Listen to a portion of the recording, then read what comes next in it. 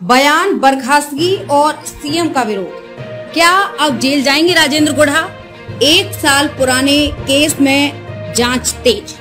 राजस्थान में महिला अपराध पर अपनी की सरकार को घेरने के बाद मंत्री राजेंद्र गुढ़ा को बर्खास्त कर दिया गया है।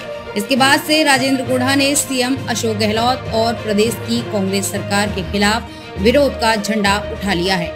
वे सीएम गहलोत और सरकार पर लगातार हमलावर हैं। चुनावी साल में गुढ़ा एक लाल डायरी के चिन्ह को बाहर लाए, जिसके बाद से भाजपा गहलोत सरकार पर और हमलावर हो गई। लाल डायरी को लेकर गुढ़ा ने सीधा अशोक गहलोत पर हमला बोला। इससे सीएम और कांग्रेस असहज हैं। इस बीच खबर आई है कि राजेंद्र गुढ़ा के खिलाफ एक केस की जांच शुरू हो गई है।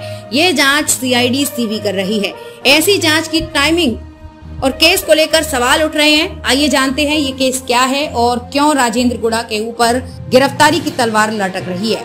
अजमेर 92 की बात कर रहे हैं? अजमेर 92 की बात कर रहा हूँ। उसमें क्या रोल था सीएम साहब का? सारे कांग्रेस के नेताओं का, मंत्रियों का, इनका नार्को टेस्ट कराओ। ये सारे के सारे बलात्कारी हैं, सारे के सारे इनका नार्को टेस्ट कराओ।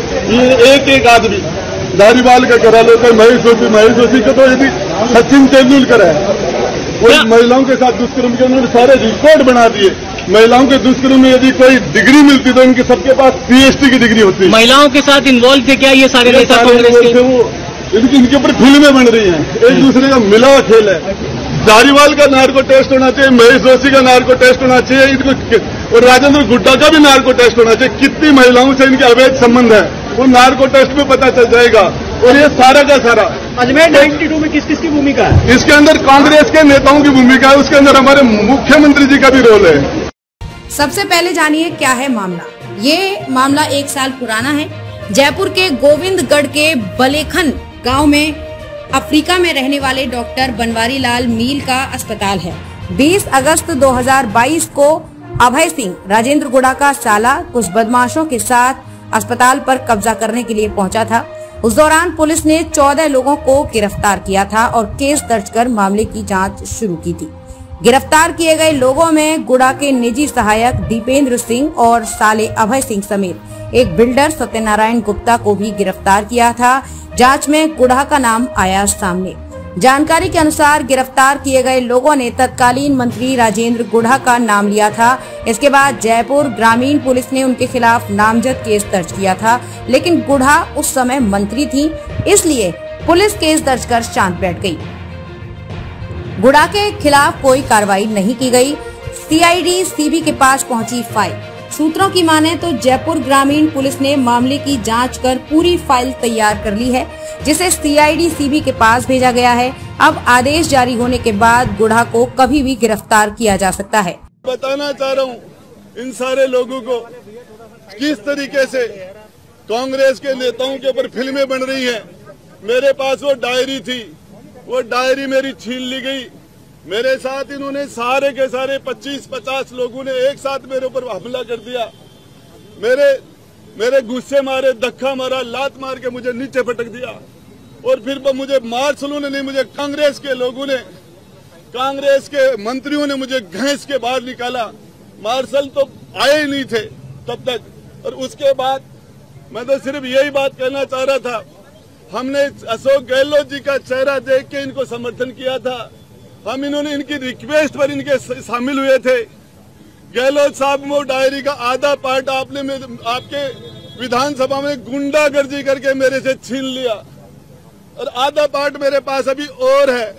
इस पार्ट के अंदर आपके सारे काले कारनामे जो लोगों ने आपने विधायकों को खड़ा, किस एमएलए को राज्यसभा में आपने निर्दलीयों को क्या क्या दिया, किस को प्रलोभन दिया, क्रिकेट के चुनाव में आपने क्या क्या काले कारनामे किए पैसे दे के, वो सारी चीजें अभी खुलासा मैं आगे भी करूंगा। मेरी पुलिस ने सीआईडी सीबी को क्यों भेजी फाइल? दरअसल नियम के अनुसार प्रदेश के किसी विधायक, मंत्री या सांसद के खिलाफ दर्ज केस की जांच सीआईडी सीबी से कराना जरूरी है। सिर्फ पुलिस की कार्रवाई पर इन जनप्रतिनिधि को गिरफ्तार नहीं किया जा सकता, इसलिए राजेंद्र गुढ़ा के केस की फाइल सीआईडी सीबी को भेजी गई है। राजेंद्र गुढ़ा के करीबियों पर कार्रवाई। राजेंद्र गुढ़ा की मंत्री पद से बर्खास्तगी के बाद उनके करीबियों पर भी एक्शन शुरू हो गया है। गुढ़ा के बर्खास्त करने के 4 दिन बाद सरकार ने उदयपुर वाटी के नगर पालिका चेयरमैन रामनिवास सैनी को DLB विभाग ने अध्यक्ष और पार्षद पद से निलंबित कर दिया है।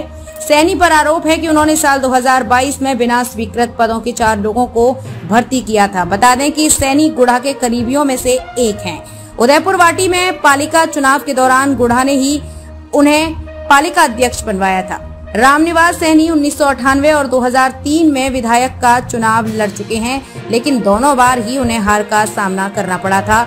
राजनीति में राजेंद्र सिंह गुढ़ा की पहली शुरुआत 2008 में हुई थी। बसपा के टिकट पर गुढ़ा ने 2008 में कांग्रेस के विजेंद्र सिंह और भाजपा के मदन लाल सैनी के खिलाफ चुनाव लड़ा। इसमें उन्होंने करीब 8000 वोटों से जीत हासिल की।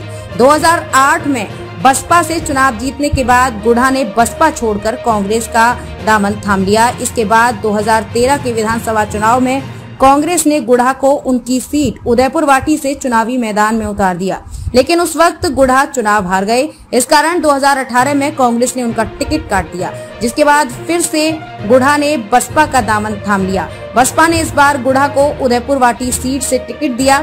इस बार इनका मुकाबला भाजपा के उम्मीदवार शुभकरण चौधरी और कांग्रेस के भगवान राम सैनी से था। इस त्रिकोणीय चुनाव में गुढ़ा ने जीत हासिल की।